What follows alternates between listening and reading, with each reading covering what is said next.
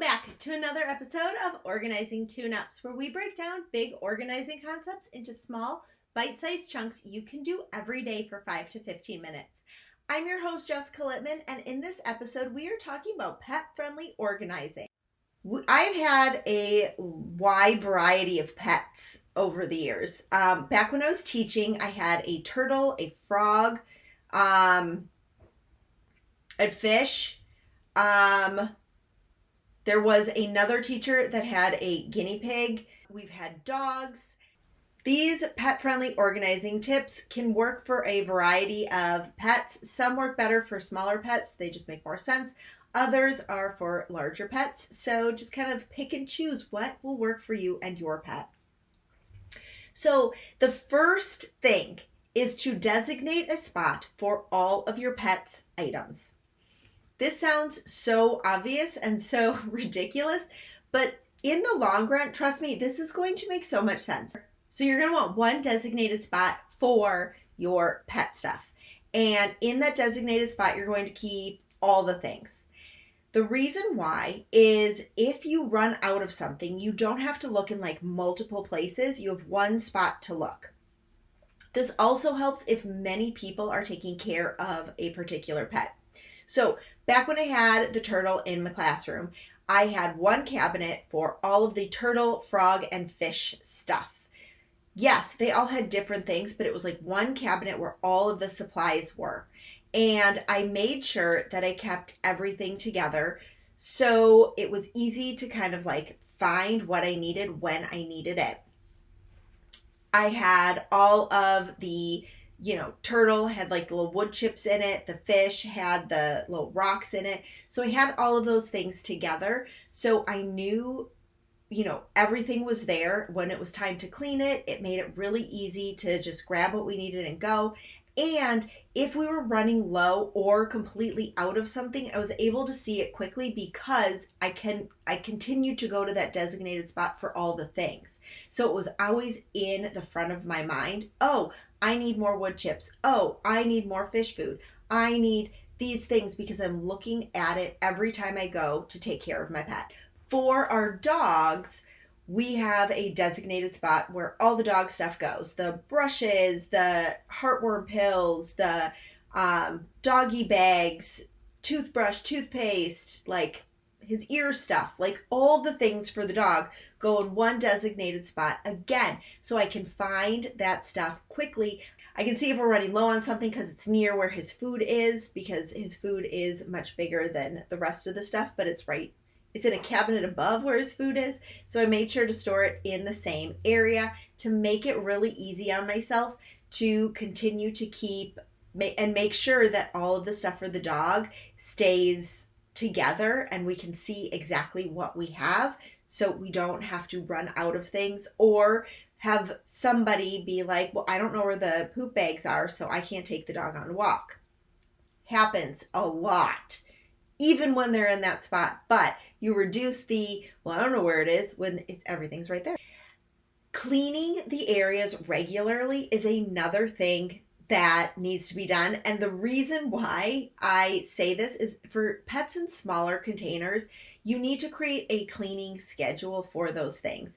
And so that you can clean their items. And then as you clean their items, you can also kind of like organize the designated pet spot. When I had the turtle and the fish and the frogs, I had a particular schedule for all of those things. So I knew when I was cleaning, and then as we cleaned, we like organized or reorganized the cabinet with all of the stuff, because then I would move. If you have multiple pets and you have multiple things for the pets, if you clean a tank, put the stuff you just cleaned behind all the new ones so that it kind of like rotates. Okay, so here's my example. So the turtle had like little wood chips in it. So I take the little wood chips, we'd clean it out, put in the new wood chip things, and then I put it to the back because the fish had the little rocks in it. So then it would go behind the rocks because, okay, now it's time to clean the fish tank. That's why it's in the front.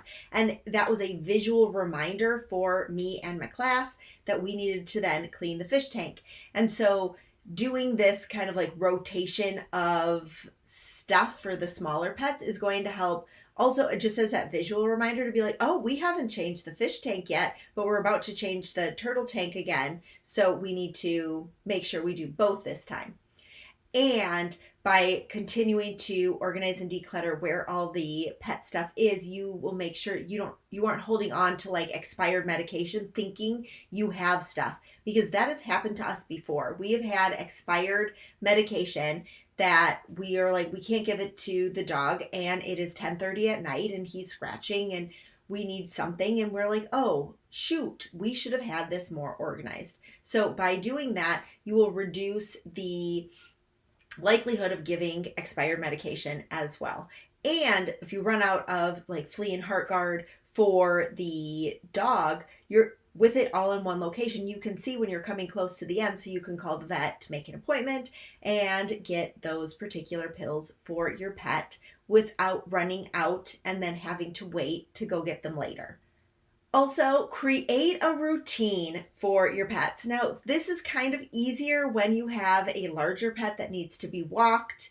But if you have smaller pets, creating a routine for walking, cleaning out the cages, playing, feeding, all of that is really going to help you stay organized with your pet. If your schedule changes, so maybe you were working from home and now you have to go into the office, creating a schedule for walking, feeding, playing with your pet is going to help so much with that transition. So if the kids, started a sport or activity and now they're not able to walk the dog anymore, you now need to create a new schedule for how you're going to walk the dog, when the dog's going to eat and play, and those type of things in order to ensure that your pet is happy and healthy. And finally, create a pet care document and save it to your phone. This document has helped so much. Now, what I'm talking about is you can just like create a notes app on your phone or create an actual document with all of your pet's information. Have their vet's name and number, location, address, any pills they're taking, any allergies you know of, where you got your pet from. All of those things, just keep in the Notes app on your phone or create a document with all of that information. It comes in so handy, especially like, okay, let's say your dog gets into some sort of accident. When our old dog Larson, he got bit by another dog.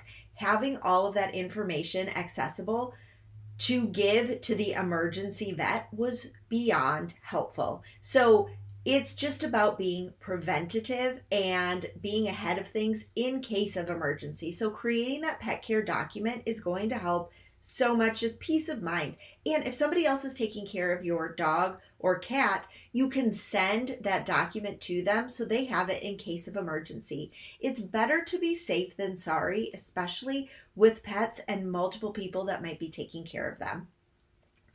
If you enjoyed this video, make sure to like and subscribe. Sign up for Organizing Tune-Up's email so you never miss an update. I will see you in the next one.